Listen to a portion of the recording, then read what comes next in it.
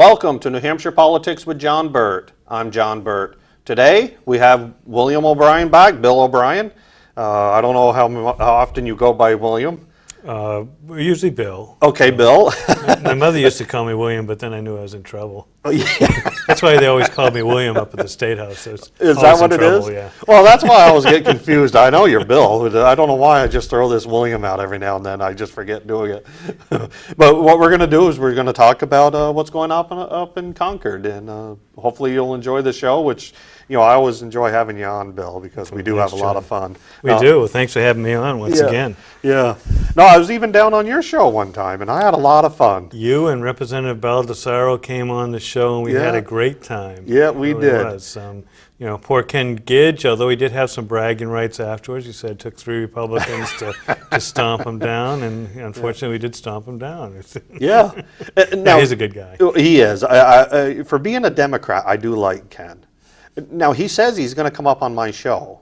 And I bet he will. I bet he will. Because I can't get a Democrat to come on. Well, you know, we're at the point now with Ken's show, and, you know, Ken is a Democratic state representative from Nashua. We're having trouble getting Democrats on as well. Yeah. You know, they just said we don't want to come on with a former speaker there, you know, he knows too much and he'll, you know, cause us to be uncomfortable or something. I don't know.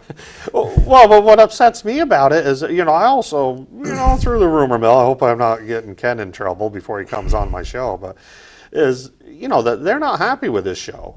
Some of the Dems. Well, as he tells me that they aren't at all. They're saying, you know, why do you have them on? You give them a forum and all that. It's, you know, and I'm saying, well, you know, come on. Let's debate these issues. Yeah. The only requirement we have of the show is not to agree with either Ken or me, but just be civil. What we're trying to demonstrate is that you can talk about these ideas and these policies, disagree on ideas and policies, but remain good-natured about it. Yeah, absolutely. And I think we've done that so far. Yeah. Certainly, you know, you and Al Baldessaro couldn't have been more opposite from Ken Gidge on most of these issues, but I think everybody had a good time. Oh, I did. I had a blast. You know, anytime you want me to come down, I'd love to go because, you know, I did. You know, I'd love it. Good. Especially with Ken there, you know, because I get to jab a little bit. And, you know, I was just quoted in the paper, you know, for, geez, what'd they say?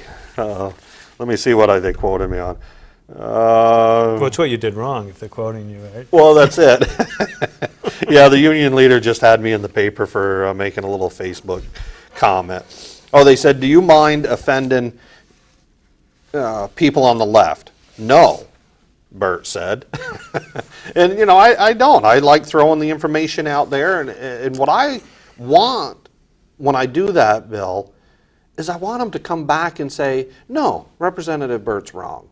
But they never do. No, and to gauge a discussion. It's a way of getting these policy discussions going. You know, too often the media is basically biased, let's face it. But also they're biased not just in a philosophical sense, but they're biased towards trying to find controversy. Controversy is entertaining and easy to explain.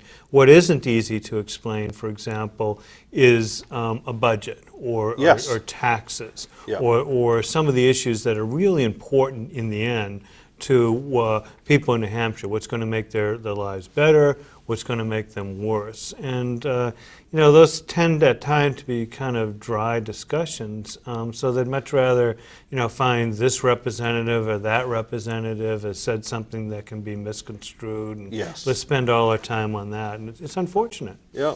Well, and that's what I pointed out to the union leader guy. I said, you know, why don't you go after Barney Frank? You know, the first thing out of his mouth with that terrible tragedy in Boston, you know, he said it was a right-wing Tea Party conservative. That's the first thing out of his mouth. As did a number of the members of the media. Yeah, well, speculated. Chris Matthews. You had that fellow who was writing for Salon magazine. Oh, yeah. David Serrata, I believe, who said he certainly hopes it was a white male who did this. And turned out to be, you know, he got half his wish they were Caucasians, being from the Caucasus and all. And unfortunately, they weren't meeting other of his criteria for the ideal terrorist, which is non-Muslim. Yeah. But nobody pulls that, none of the news media, jumps on that. Being liberal means you don't have to say you're sorry. Yes, yeah. But one big thing I really want to touch base, because the viewers are going to feel this, is our budget increase, which according to the GOP chart that I'm seeing, it's 10.2% increase, but I think it's really, if you look at everything, it's more than that, isn't it? It is. We tend to look at the general fund and we compare it from year to year to year. And what the Democrats did 4 years ago when they were putting together a budget and they wanted to make the general fund increase look less is they took the Liquor Commission out of it. And so that was at that time about 6 or 7% of the budget. And they said, well, look at, our budget only increased 10% because if you compare what it was last time to this time, you'll see that it's only 10% larger. And a lot of us said, well, yeah, but you took the Liquor Commission out of it. And they said, well, that's you guys are so hyper-technical. And so what they've done is the same thing again. It's 10%. First crack they get at it after having been out of power for 2 years. They go right back to the roadways, increase it 10%, and they took a portion of the Health and Human Resource budget out, dealing with what's called room and board. They took that out completely and put it somewhere else, so it's not in the general fund, and they're saying, oh, it's only 10.1%. Actually, I think if you recall, their floor leader, Dan Eaton, the representative from Started, got up and said it was 3%, but then they had to backtrack and say Dan, who always has kind of a loose acquaintance with the facts, was once again showing he doesn't know where the facts are to be found. Well, Representative Valancourt, boy, he called him out. I don't know if you saw his blog, about Eden. Eaton, Representative. I don't generally get Representative Valancourt's blog. You're not on his mail-in list. Well, I was once, but there's this function called automatic delete. I thought, how as I'm wrapping up as speaker, can I make my life that much more pleasant? Yes. And one of the steps I took was to automatically delete anything from Representative Valancourt, and life is more delightful. But I mean, he just threw Representative Eaton under the bus about the facts. Because he's so far off on them. I mean, he'll get right up on the House floor and say, "Oh, it's only 2%," but when it's really 4 to 6%. Right, and then it's kind of what he has developed, unfortunately, as a reputation. He's a very articulate guy. In many ways, he's a friendly enough fellow, but as I said, his acquaintance with the facts is loose at best. Yeah. Well, I know, like on the 30-cent gas cigarette tax, and I want to touch base on that. And then the now 12-cent, I've been telling it's been 15 cents, but the other committee there reduced it down to 12. Yeah, Ways and Means. Was it Ways and Means reduced it to 12? It was $1 billion tax, and we kept on hammering home $1 billion tax, and so they said, "Whoops! Well, then we're making a $750 million tax." Yeah. Don't you love it now? Yeah. Still no, but so it's 12 cents rather than 15 cents a gallon. But we have mixed seed in this year, which I'm not too impressed with. But we got to live with it for 2 years. There's a representative from from Keene that sits right behind me. Which one? It's not Delmar. He sits 2 seats from me. It's not Representative Chuck, the appropriately named. Who's the older guy that goes up and yells at the speaker every now and then? They get in an argument. There's Tim Robinson. Yeah, I think that's who it is. Yeah, sits next to Calatetz. Yeah, it could be. He's been here and goes away and comes back and so forth. He's one of those representatives that doesn't have at any given time a long half-life because of things he does and says. But I mean, constantly I hear him going, "It's only 20% or 20 cents, or it's only 3 cents," or that's out of his mouth every time that we're trying to defeat these bills. Look, it's a $750 million increase. It's 67%. But the worst thing about it, it's bad enough that it's going to have a huge impact, for example, on your constituent Tina. Yes. But it's unnecessary.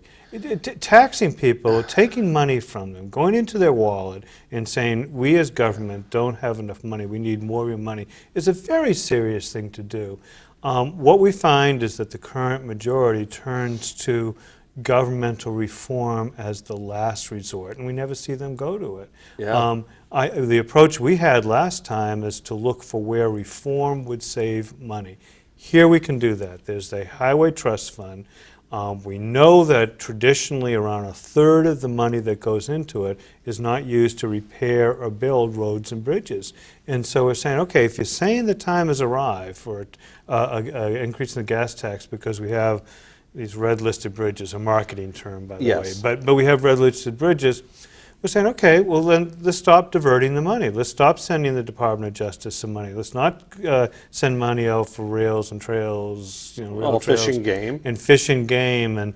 And you want to know what? Let the state police come in, as does every other agency, and make their case as to why we need so many state police officers, and how much we should pay them, and that we should spend money there rather than on UNH or the CHINS program, or Yes. reducing the developmentally disabled weight program, the one that takes care of folks when they finish up in schools and special education, they become adults. This is the program that takes care of those people.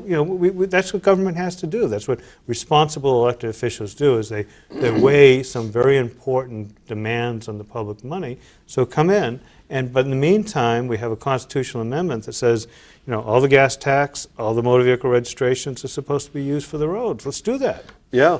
But how much are we currently taking out?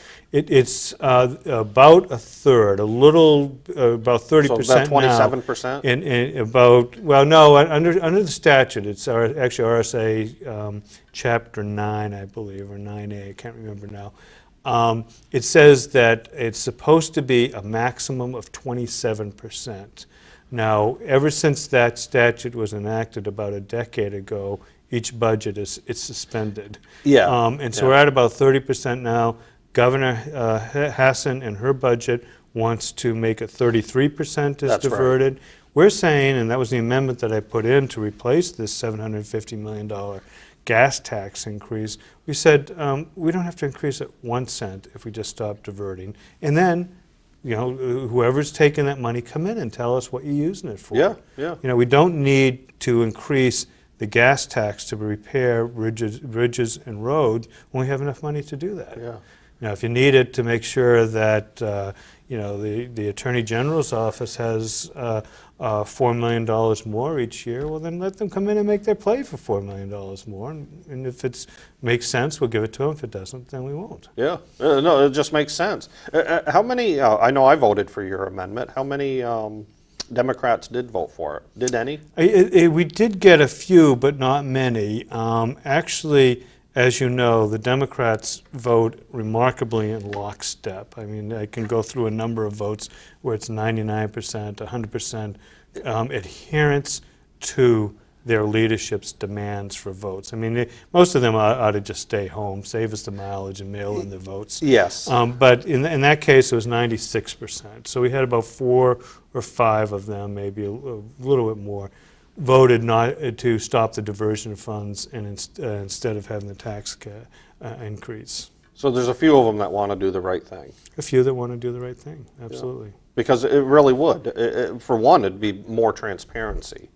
No, it's the way government's supposed to work. I mean, Yeah. government should be working with transparency. Government should be working with reform when you can save money. Yeah. Government should, as a last resort tax, not as a first resort. That's the difference between the two philosophies of governance here. That's what we did when we were in, Yeah. and they do the opposite. When they were in the 4-year period before the last term, they increased spending over 2 budgets by almost 25%.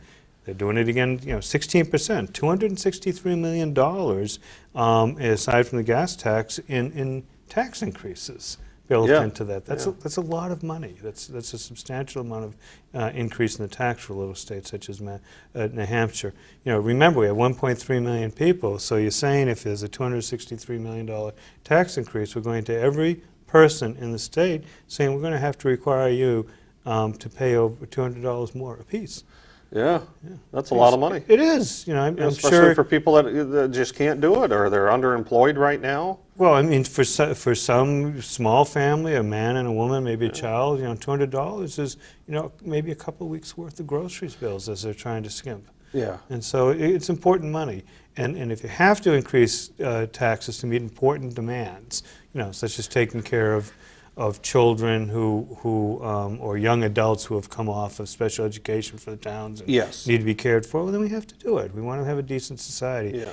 But you don't do it unless it's necessary, and it hasn't been demonstrated as necessary. Look at another, they've increased by 25% the tax on home heating oil. I know. And again, who's that going to hit? That was a 95. It's going to hit everyone who uses home heating oil, and for many of us, so that's going to be maybe $20 more a fill up or something. I don't know what it amounts to, but we'll say, oh, that's a pain in the neck. I would just soon not have to pay that. For some people, it's going to mean they can't get a full fill up. And they're going to have to keep their thermostats way down low. Yeah. It means pain for some people, and we shouldn't do it. And that's a particularly outrageous one, John, because I don't know if you remember the debate, but there were a number of us asking why, when the dedicated fund, again, remember general funds is a dedicated fund this goes into, when that fund is fully funded, it's been growing every year, it's supposed to be used for environmental cleanups, if there's oil spills and there hasn't been any call for it. We said, why increasing it? Just, okay, it hasn't been increased for a little while. But that doesn't mean we have to. There's no, unwritten, I've looked through the Constitution. I haven't seen any provision in there that says if you haven't increased the tax for a while, make sure you go ahead and increase it. And so we're saying, why? And they couldn't give us a good reason. 95% of Democrat representatives voted for it. They had the majority. It went through on that kind of a vote. And then subsequently, when Governor Hassan put in her budget, we saw the reason. She's going to raid all the dedicated funds. Yes. And so they're trying to increase all the dedicated funds so she can raid it to cover her spending. Yeah. I was going to bring that up because how many are there? 300 or 500? The sad thing is that no one knows. I mean, even as Speaker of the House, I'd go to various groups and the Department of Revenue and Department of Administrative Services, Legislative Budget Assistance. All these groups are supposed to have their handle on all this. And I said, well, how many dedicated funds? Well, okay, there's 303. And then somebody else would say, no, there's 279. And you go, wait a minute, can't you tell me, well, no, is that one still around? And then we'd find some funds that no one knew existed. I mean, there's a disaster. It's not actually on the calendar coming up next time we're in session. They're legalizing a dedicated fund that existed. It's called the Disaster Relief Fund. And the only way they found out about it is somebody in the Department of Administrative Services came to me after, remember the floods we had about a year or two ago? And said, it was up in Conway, we want to release $400,000 or something like that to take care of these folks. And I said, well, good, I'm glad we have some money. I said, well, why are you coming to me? I'm a legislator. I'm not an executive. There's the judiciary, the executive. There's I legislate. We don't go around. And it's not even a good idea for us to go around signing off on funds other than for our own operations. And apparently, this fund had been put into place, and it became a tradition, and there's no statutes on it, that the governor and the Speaker of the House and the Senate President had to sign off on any money going out of it. Wow. And I said, where'd it come from? Well, we don't know. How much money's in it? Not quite sure. but it has a lot, over $2 million. And, so she'll be able to grab all that. Well, I mean, that's its intent, is to do what is charitably called, when you ask accountants about it, they're going to do a sweep. Yes. To many of us, when you see 25% increase in the tax on home heating oil, and understanding that they're building up these funds, there's a raid. It's like the Highway Trust Fund, again, is a dedicated fund. It's the biggest we have, I think. And we raid it. Yeah. And it just shows a lack of budgeting discipline. Now, Governor Lynch, when he was there, he had a lot of fuzzy math. Oh, you think? Yeah, I know, yeah. But with Governor Hassan, or Hassan, I don't know how you pronounce it, Hassan or Hassan, but when... As far as I'm concerned, you can pronounce it any way you like. What I don't understand with her is she's coming out with an $80 million above budget of money she don't even have. Well, that's right. I mean, what she's done is identify an illegal activity, gambling, and said, I'm going to build a budget around that which, if you do it, can get you sent to jail. Yeah. And so some of us that scratch our heads say, well, shouldn't you kind of wait and have us legalize it? I mean, I don't know where the House is going to go. I mean, you and I could speculate forever until the vote as to where it's going to go. Yeah. And she might have it, she might not. I mean, traditionally, the Senate's been for it, governors have gone either way on it, as far as I know. And the House of Representatives in New Hampshire has traditionally been opposed to gambling. Yeah. I know there's some of us, I get a little bit concerned about it. I want to be responsive to the North Country, which thinks that there's some economic benefits to it. I want to be responsive to the Salem area, which they see some economic benefits to it. But I get concerned in other ways. I get concerned in the fact that we are creating a monopoly. Yeah. And that kind of bothers me, that the government would do that. I get concerned with New Hampshire's image. You know, we're a state that has a kind of a pro-family, family-friendly image for tourism. Is that going to change it? Yeah. I get concerned whether it's going to end up corrupting government in New Hampshire. And I know there's some that kind of poo-pah that, saying, no, it won't. But it's a very cash-intensive business. It's highly regulated, in many cases through direct legislation.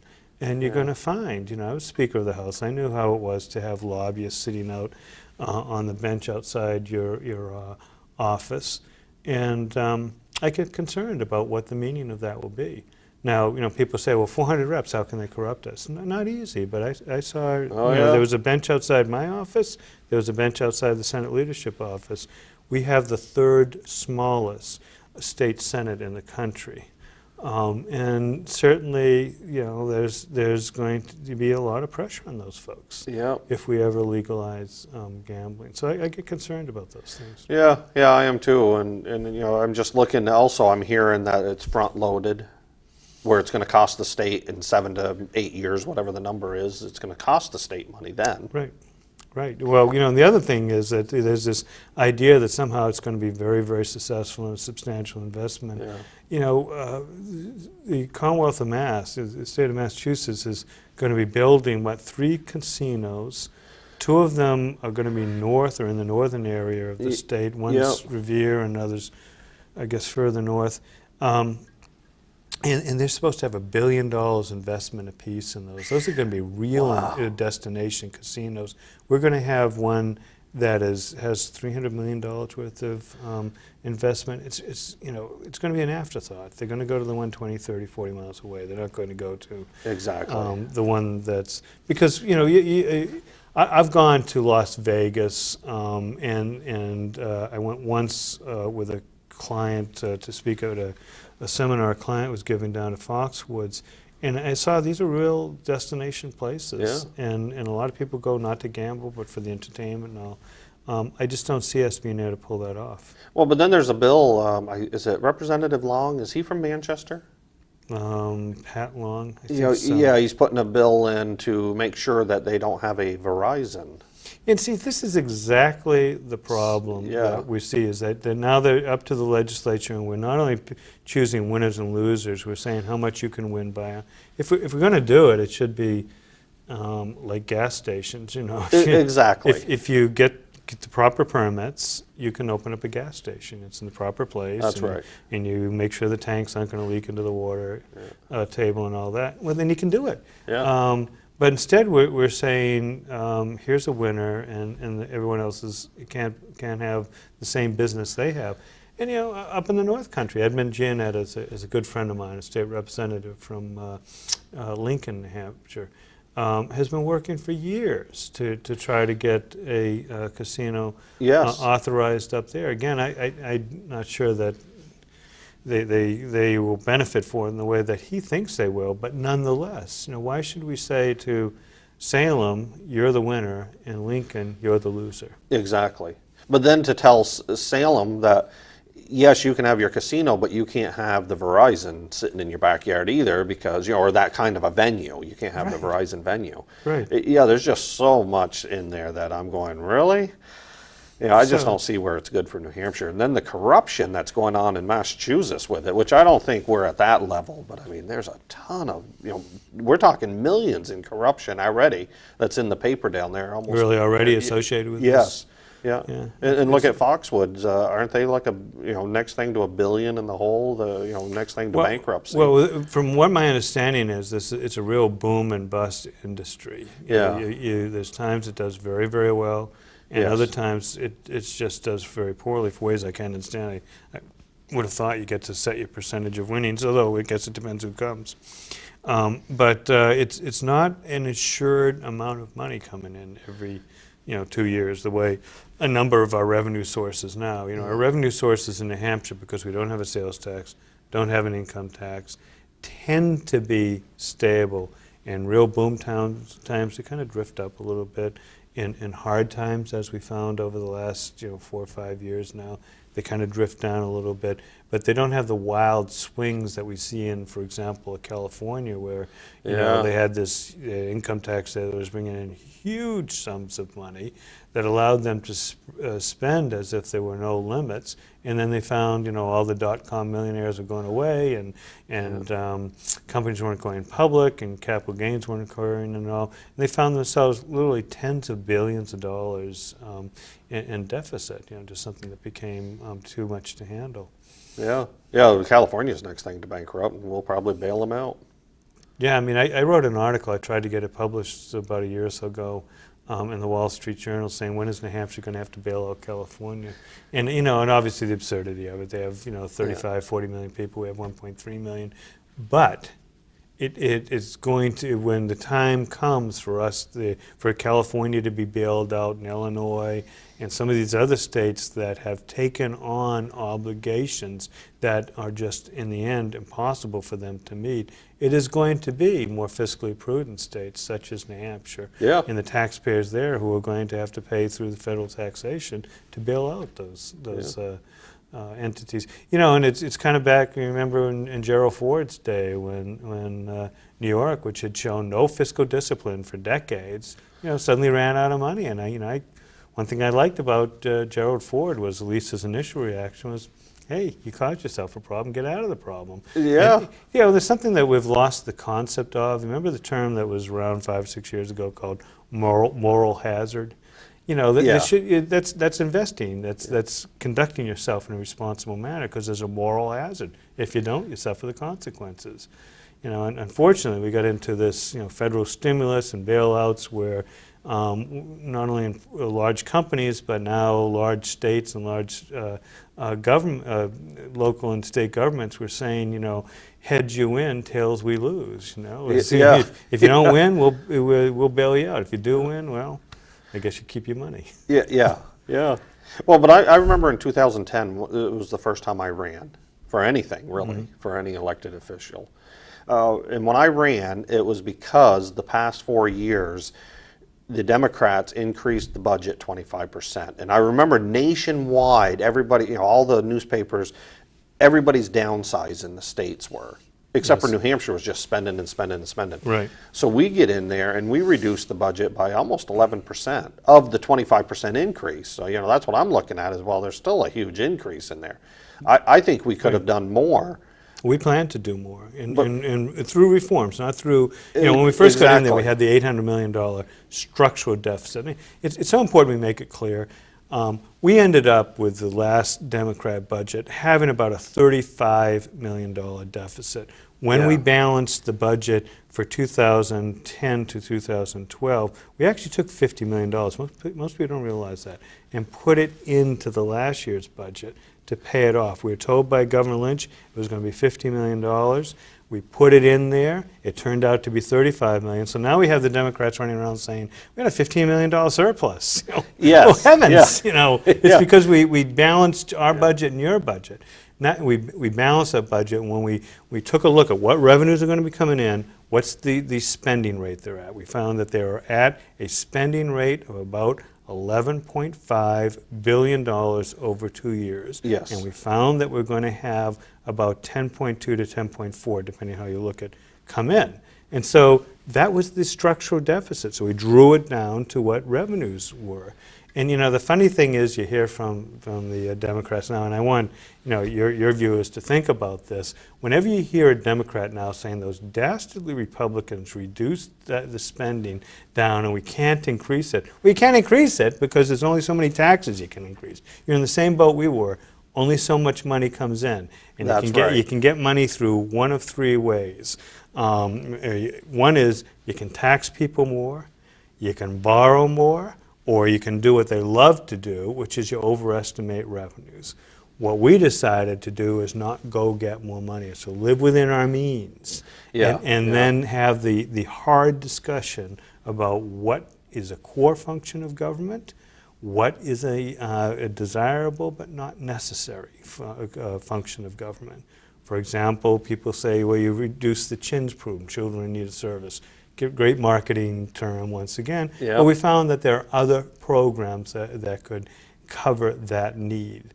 And it's 2 years on now, and it's being covered. Well, that's it. When we passed our budget, the Democrats got up there and said, "Oh, there's going to be children, passed out in the streets, starving to death." And I'm going, "Well, I don't see them."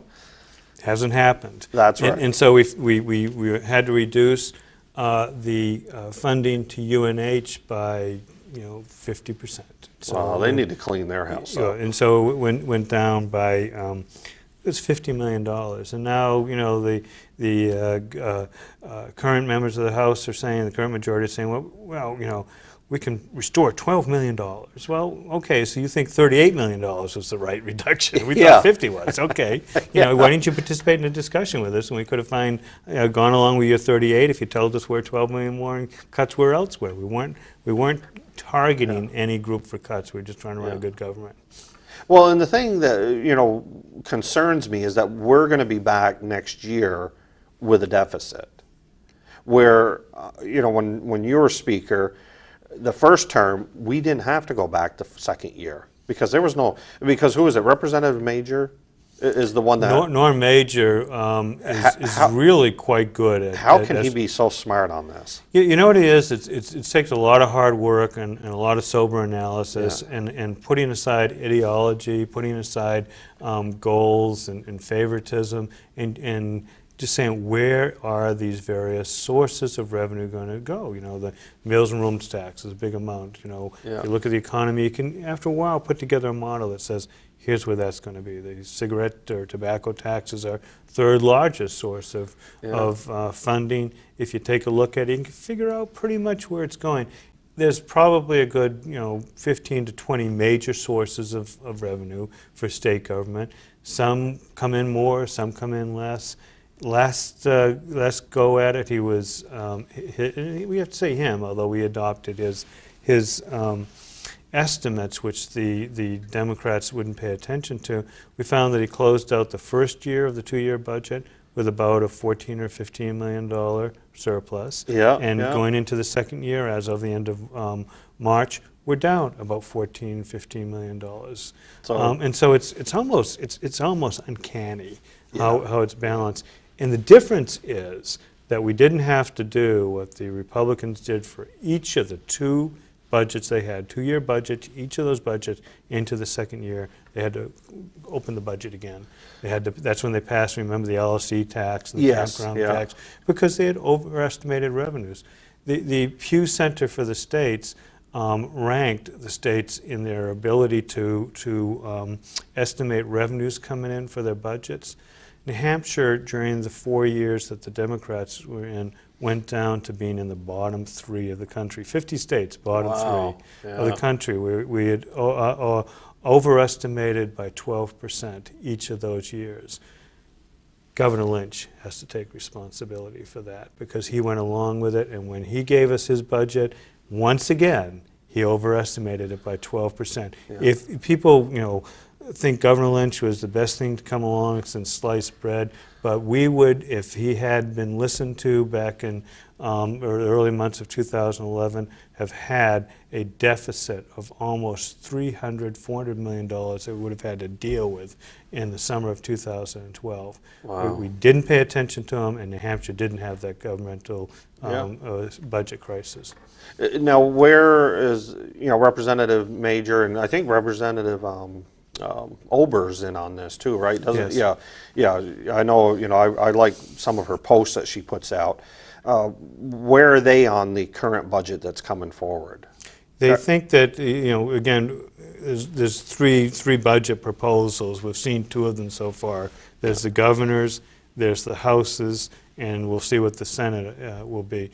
They think the governor's estimate on revenues were really overinflated. To the tune of 200, 300 million? No, not that much.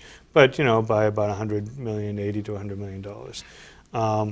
Before the governor's budget came, they'd been working on what the estimates should be, and there was actually quite a bit of agreement in the Ways and Means until the governor's budget came out, and then all the Democrats decided, no, we think about $50 to $60 million more is going to come in, and so that was the overestimate that the budget we saw go out of the House on March 15. The end of March 26, I think it was.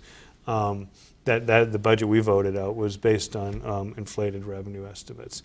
We'll see what the Republican majority in the Senate does. I've talked to, and I know Senator Morse, who's the finance chair. I know the Senate president, obviously, and these are people who are very, very careful. Yeah. And I think that they will avoid that kind of silliness. They don't want to have to come back in a year and say, let's reopen that budget because we're running out of money. Yeah.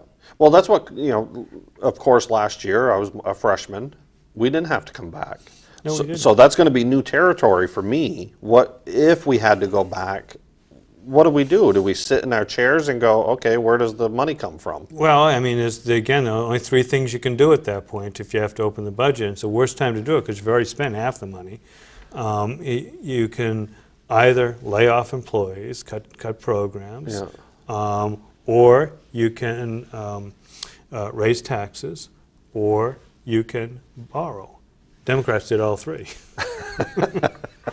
We'd just as soon have done none. If you don't have to wait, if you overspend by $100 million, $100 million over 2 years and trying to find the proper cuts, you can do it with a lot less effect than if all you have are 1 year left and you have to reduce by $100 million. And then the cuts are even deeper. Yeah. So it's important to be sober and realistic up front. Yeah. Unfortunately, it's not the most convenient thing to do. Yeah, yeah. Well, I probably shouldn't give my secrets out of how to win a state rep race, but I'll share with you, and hopefully the viewers will keep it under their their hat here, and hopefully no Democrats are watching. I would assume. But whatever your secret is, I don't think they can follow you on it because it probably has to do with things like tell the people the truth. Yeah, well, I did. I went to almost, I had some friends that we almost went to 1,000 doors in Goffstown, and you know how the GOP office up in New Hampshire, the Concord, they said, oh, talks jobs, jobs, jobs. I mean, if people brought up jobs, I talked about jobs, but really what I said is, look, if you don't elect me, the Democrats are going to do the campground tax again, the LLC tax. I mean, this is what they're going to do to you. And here we are, 30-cent gas tax, or 12-cent gas tax, 30 cents on tobacco. I mean, there's a whole bunch, Bill. Yeah, remember we talked about that 101, some said 80, some 100, it depends how you look at the increases. We're up to about 3 dozen now so far. Yeah. This is without the crisis that will inevitably come. Well, the gas tax, the cigarette tax, I do want to touch base on that because it just popped in my head. Everybody was surprised when I voted because I'm pretty anti-smoking. I mean, I'm not a big smoker. Everybody called me up and said, John, you voted for a 10-cent decrease in the gas tax, in the cigarette tax? And I said, but you know why? Because I understand, and this is what the numbers are showing, and hopefully you can, correct me if I'm wrong, is every Massachusetts, Vermont, Maine person that comes to this state spends $1 on cigarettes, they're going to leave another $7.65 or something. That It was a I figure like that. The figure I remember, and it could be wrong. It was $8.65. Oh, $8.65. Okay. For each dollar. That was That's huge. An economist, a university study. And it is for every dollar that they spend that amount on other goods and services. And we listen to our border retailers who are saying, the convenience stores now saying, we're getting killed. You know, during the 4-year period before we reduced the tax, there was only one state in New England where the wholesale sales of tobacco products was going down. That was in New Hampshire. Yeah. In Maine, Vermont, Massachusetts, Connecticut, they were all going up. And that means one thing: we're losing our cross-border sales. They're saying, you know, we're having trouble staying in business. And so what we decided to do was to see if we couldn't reduce it a little bit and get more in. We're told it happened. Unfortunately, fortunately, the tobacco tax is, by its nature, a reducing source of income for the state because people aren't smoking as much as they used to. And that's a good thing. But what we're trying to do is to preserve the amount of business that if people are going to smoke, then come to New Hampshire and buy your products. That's right, and leave more money. And leave more money. And you know, there's another aspect of this that troubles me, and I know my opposition to it troubles the Democrats. I don't think that we should use taxation to control behavior. No. My assumption is that most people are intelligent enough to take care of themselves, and we always ought to assume, we ought to start from a premise that they can take care of themselves, which means that they're at times going to do things that you and I wouldn't do.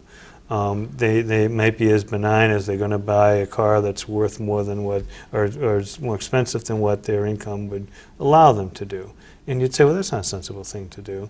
It may be as harmful as that they're going to go out and smoke cigarettes. And you know, and you're against it, I'm against it, but that's what people get to do. They get to make choices with their lives. And we shouldn't tax them to control their choices. We tax people to fund a government. And nothing more than that. And so what I hear is that, you know, if you increase the gas tax, the tobacco tax, you know, so many people won't smoke and that sort of thing. Well, that's a horrible reason to do it.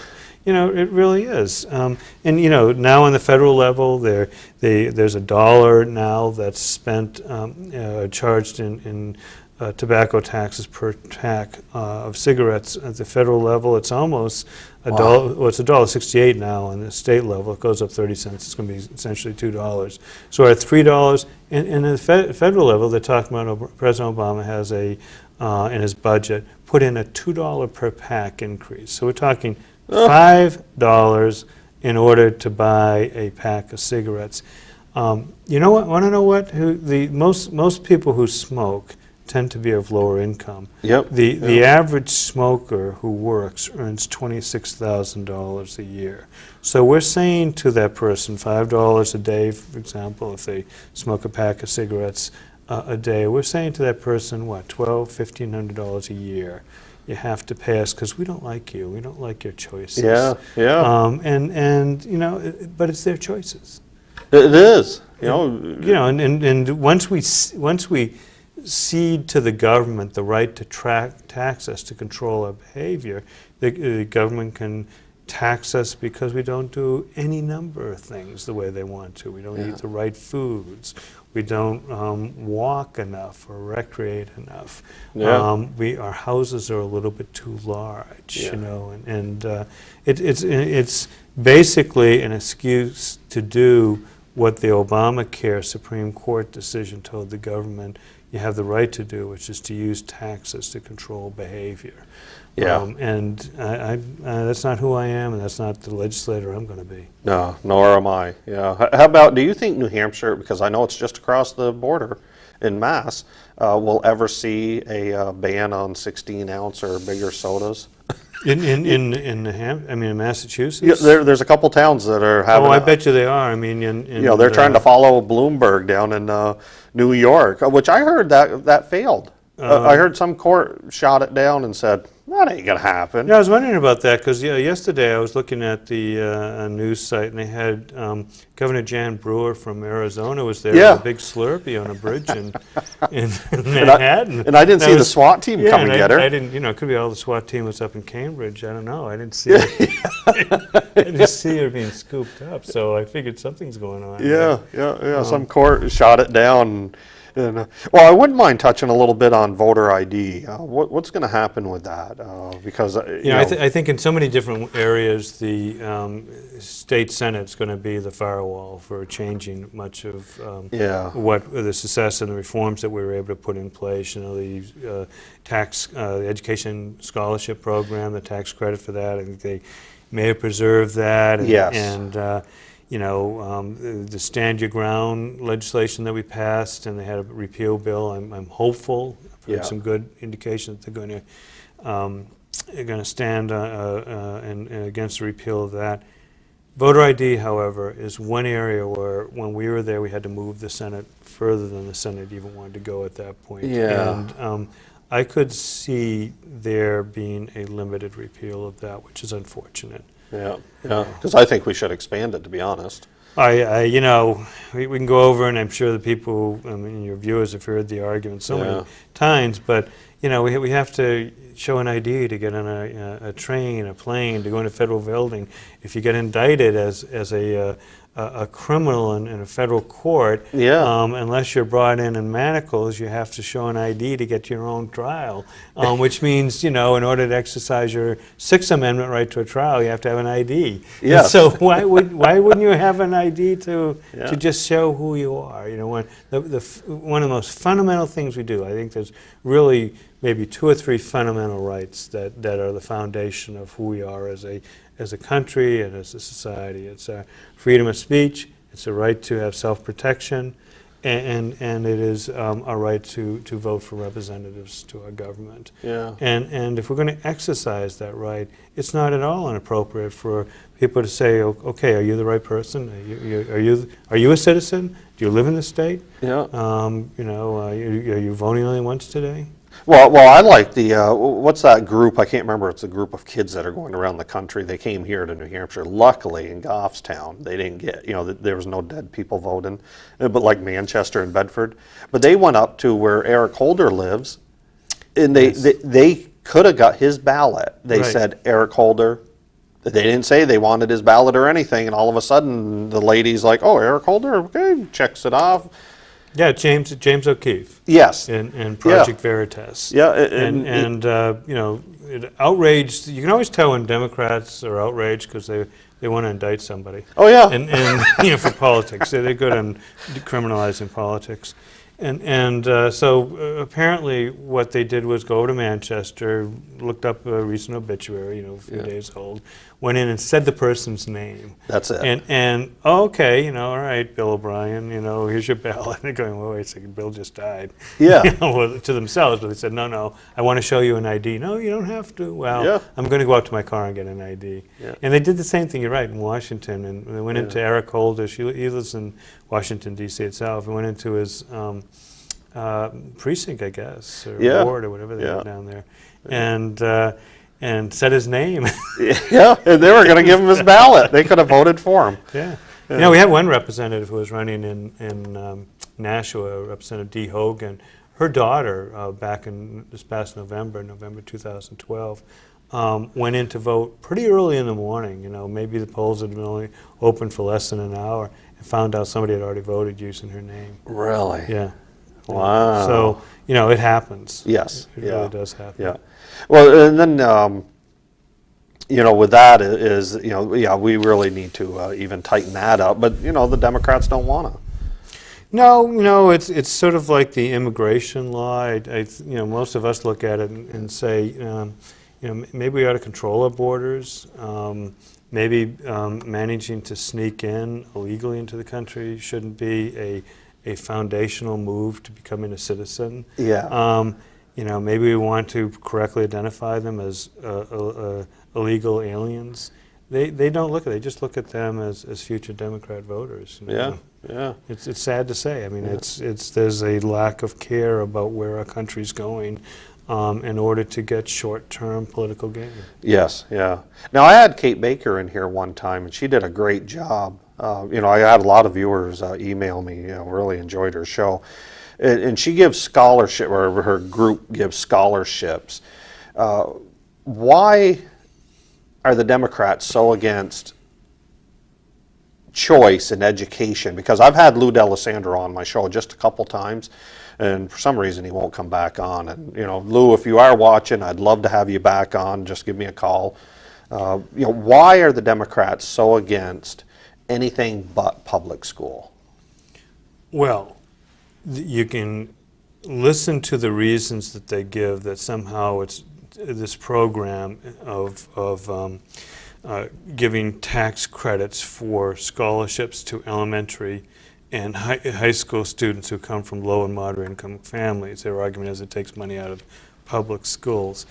That's what they argue. Now, John, you and I know what the issue is here. The issue is that the public school unions don't want public schools, government schools, to lose their customers. Because if you allow parents the choice of through sending their children to schools where they want to, there are going to be some instances where they send them to private schools. There's going to be other instances where they choose a better public school. In the end, you don't need the latest fad in order to get better schools, because the bad ones will go out of business. That's right. Now that's what competition is. Now this is a very limited program. You know, you were there when we put it in place. Yeah. We fashioned it very carefully to meet their arguments. It's only for low and moderate income families. Yep.